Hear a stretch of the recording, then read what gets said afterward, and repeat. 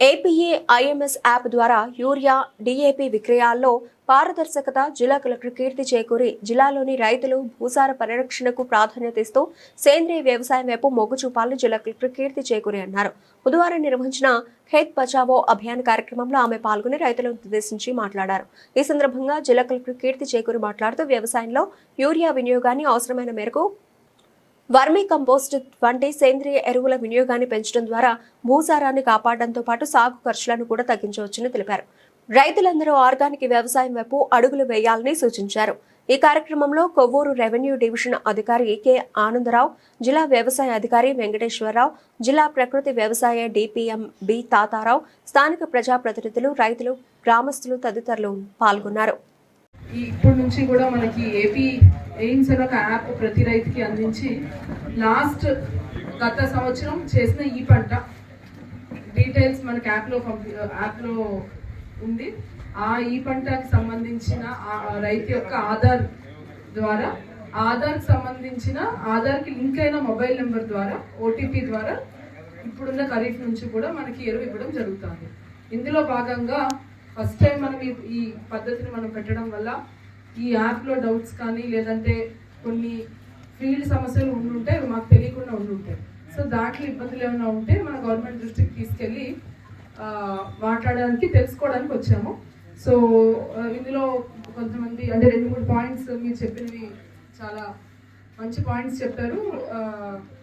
So అందరికీ కూడా ఎవరు ఎప్పుడు వచ్చినా సరే ఎవరికి ఫలానా ఈ పంటలో 100 మంది రైతులు ఉంటే ఇంతకుముందు 100 మందిలో ఫస్ట్ 50 మంది ఎవరైతే వచ్చారో వాళ్ళకి ఎక్కువ రావడం, నెక్స్ట్ 50 మంది ఎవరు వచ్చారో వాళ్ళకి తక్కువ రావడం, ఈ భయం ఉంటుంది. ఈసారి ఎప్పుడు వెళ్ళినా సరే ఏ రైతుకి దానికి సంబంధించిన యూరియా కానీ కాంప్లెక్స్ కానీ ఇవన్నీ ఉంటాయి అనే ఒక హామీ అనేది దీని ద్వారా ఇవ్వబడుతుందని చెప్పారు. చాలా మంచి పాయింట్ చెప్పారు ప్రసాద్ గారు.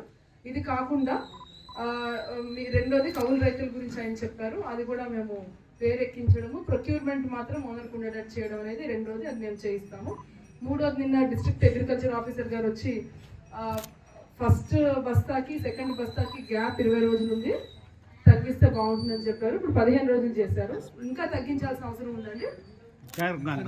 5 days తగ్గించిన పర్వాలేదు. 15 రోజులు అంటే నెల అయిపోవాలండి క్రాప్ మాకు పిండి అది. అవును 30 daysకి ఈ రోజు ఒక బస్తా తీసుకుంటే 15 రోజుల తర్వాత మళ్ళీ ఇంకొకటి తీసుకోవడానికి అర్హత వస్తుంది. చెప్పండి అడుగుతున్నారు. కానీ యాక్చువల్గా ఇదే మీరు అందరూ 30 ఏళ్ల ముందు మేము ఇదే ప్రభుత్వం అందరం కలిసి వచ్చి యూరియా వేయండి అని చెప్పాం. సో అప్పుడు మీరేమో యూరియా వేయమన్నారు. అప్పుడు ప్రభుత్వం వచ్చి యూరియా వేయండి అని చెప్పి మీకు యూరియా అలవాటు చేసాం. ఇప్పుడు దానివల్ల ఇబ్బంది ఉంది అని చెప్పి మళ్ళీ యూటర్న్ తీసుకున్నాం. సో మనము తీసుకుని దీనివల్ల మనకి మొత్తానికే మోసం వచ్చి మనకి ఇంకో 2-3 ఏళ్ళు ఇప్పుడు పైన పంజాబ్ కానీ హర్యానా కానీ ఇవన్నీ చూసుకుంటే అసలు దిగుబడి రాని పరిస్థితికి వెళ్ళిపోయింది. అసలు దిగుబడి పంట రాని పరిస్థితికి వెళ్ళిపోవడం కంట మన సాయిల్ని బలంగా ఉంచుకోవడం మనకు ముఖ్యం. దానివల్ల మీకు టెంపరీగా 2-3 బస్తాలు తగ్గినట్టు అనిపించిన అది తగ్గుతుందా లేదా అనేది నేను చెప్పను. కానీ రైతులందరూ తగ్గుతుంది అంటారు. కొంతమంది రైతులేమో తగ్గదంటున్నారు. కొంతమంది రైతులు చాలా ప్యాషనేట్గా ఎట్టి పరిస్థితుల్లో తగ్గదు అని గొడవకు వచ్చే రైతులు ఉన్నారు. 100% తగ్గుతుంది అని చెప్పే రైతులు కూడా ఉన్నారు.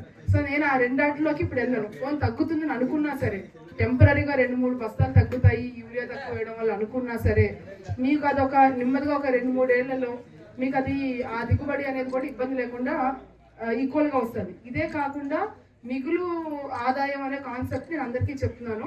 సో మీకు యూరియా తగ్గించడం వల్ల కొంచెం మనం ఆర్గానిక్ న్యాచురల్ ఫార్మింగ్ చేయడం వల్ల మనకి ఖర్చులు కూడా తగ్గుతాయి.